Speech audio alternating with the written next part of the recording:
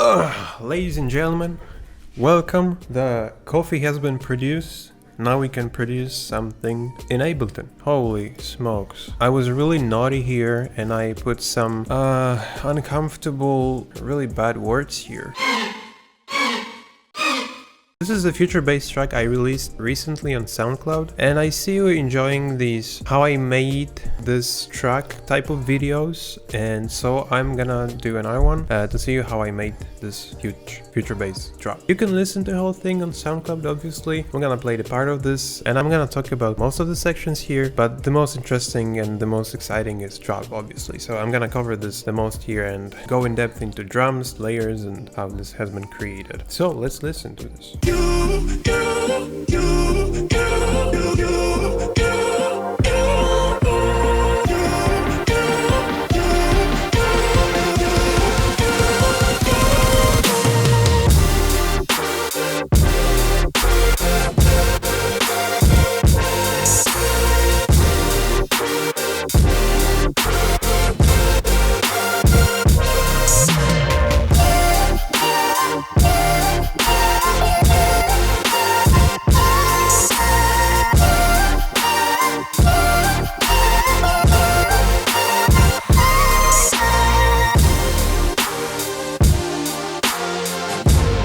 Breakdown goes here, and then some boring parts, and then we have the second drop. A little bit different, not much.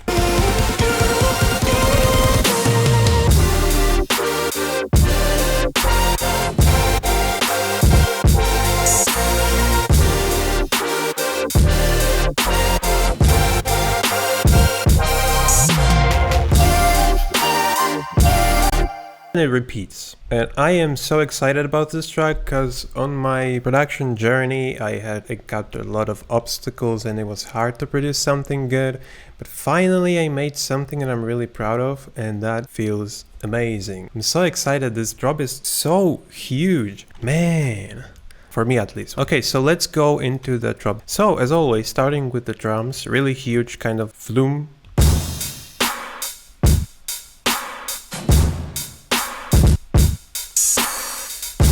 So the kick, it's like, that's cool.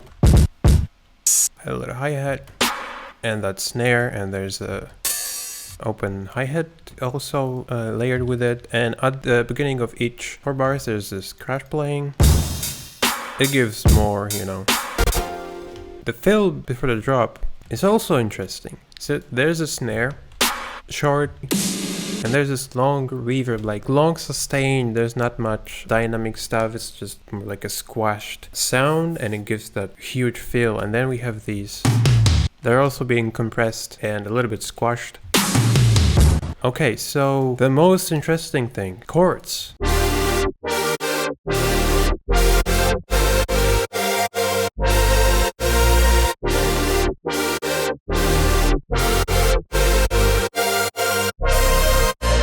Okay, so what's going on here? 7 layers. So I've been using Analog Lab here, which is from Arturia V Collection. Really amazing sounds.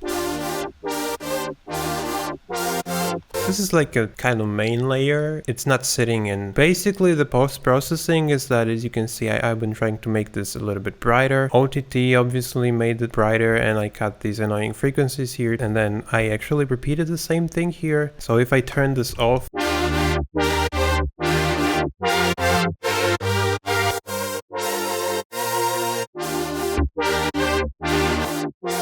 completely different tone of the sound.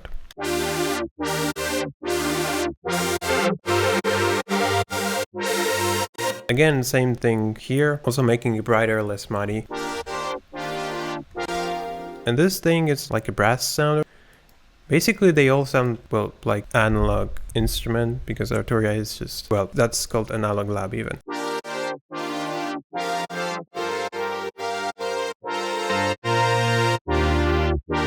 Okay, so from the muddy sound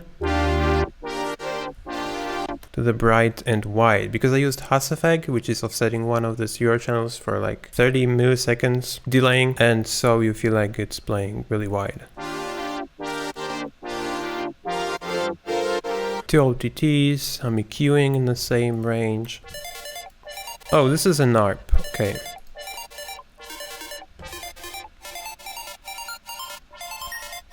Nothing complex, a little bit of chorus for some space, for some width, some OTT and some reverb, not much. It's just a square wave, pretty simple, but again, post-processed without...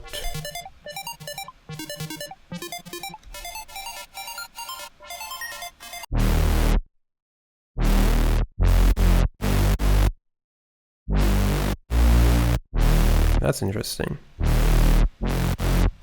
Okay, so that's a Blue Maurice bass. I don't know where this is coming from. From one of the Ultimate Future Bass Extra Serum presets. What's making this wide?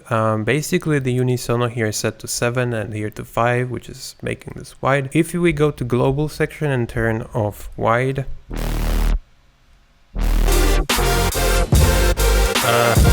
sounds boring and weak.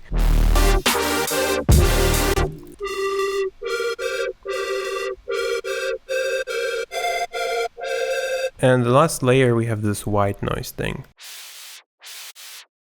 Also being affected by Haas effect.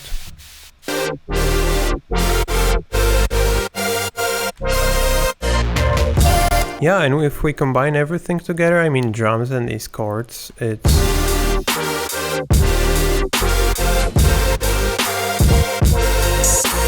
Also, there's some automation going on. We have auto filter automation and an LFO tool automation. Also, we have some, this is standard multi-bit. Yeah, this is what I use exactly to fix some mud frequencies. I try to set the range from like 114 and 1.15K.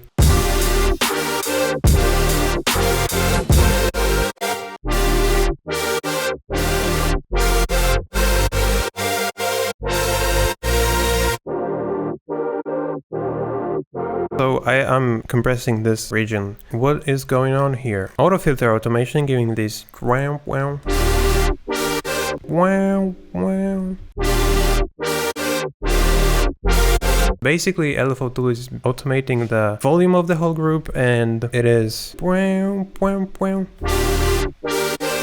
I can turn this off to show you what it sounds like without. Like dun, dun, dun, dun, instead of just dun, dun, dun. It's like more movement. Yeah, so there's more movement definitely, and this, if we turn this auto filter off, we get even less movement.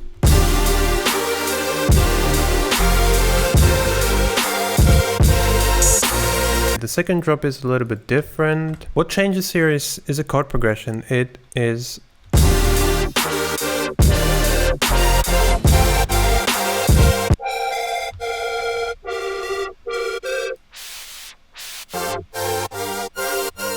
so we have this main lead that is playing this melody, but also it is being supported by these stack of chords that are also playing this melody. Yeah, so the second drop is basically the same thing, but a different chord progression. Cool, and the intro is boring as hell. It is just, it's fine, but it's not as good as I would like it to be, but it's cool. So there's this pad opening with filter automation, and there's something like a different pad. I've been using Analog Lab for a lot of sounds here. There's this lead.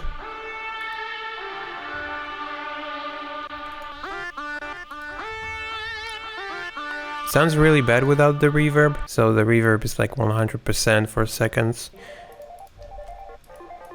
Again, with filter automation to just make this, like to introduce a new element. Oh, I didn't mention this.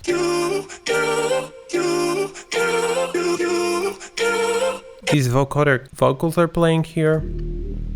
Also here they're being introduced with a low pass filter automation, with some respace underneath, and then some sweeps. Always appreciate it. The whole group of chords is being introduced also with a low pass filter automation. The breakdown is basically the drums with some chords and the bass every 2 bars is playing. And then this thing.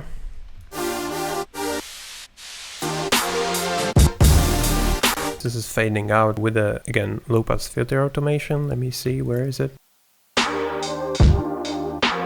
as you can see, the filter is just closing. Yeah. And then we have this piano section.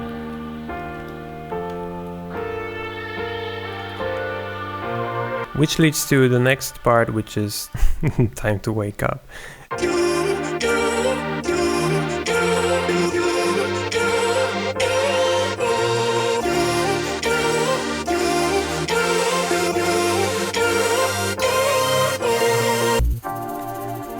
And the outro is, I guess, yeah, the same thing as in the, like, the good morning thing. Another interesting thing that I saw people doing, and I started incorporating this as well, is that to make your drop hit harder, you can go to your master channel and automate width of the whole track. So you can make this track close, like make it more mono in a build-up, and when the build-up fades, the drop opens and it's really huge because the stereo field is just getting wider a lot, and that feels just like the drop is a lot bigger than the build-up.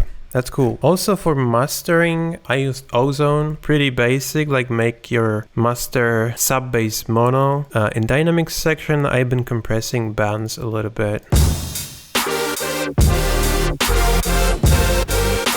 It's like -2 gain reduction. A little bit of exciter, maybe it does something. The way it sounds so bright is not because of these. It sounds bright and kind of clean is because I've been using a reference track. So if you take a look at this, for example, EQ,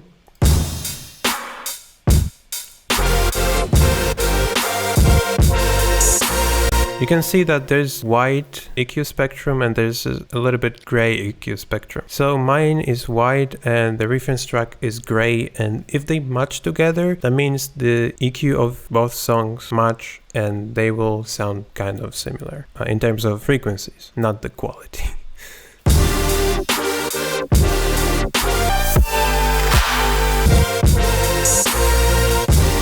Yeah, it sounds pretty cool. I'm really happy about the master and the whole mixing thing. Sounds pretty beefy. Yeah, so I'm gonna link the song in the description, and if you'd like to check this out and listen, I would really appreciate that. Check out my site, oversample.us, for some of the presets, samples. Check them out if you enjoy. Maybe you consider purchasing. Have a nice day, night, and see you in the next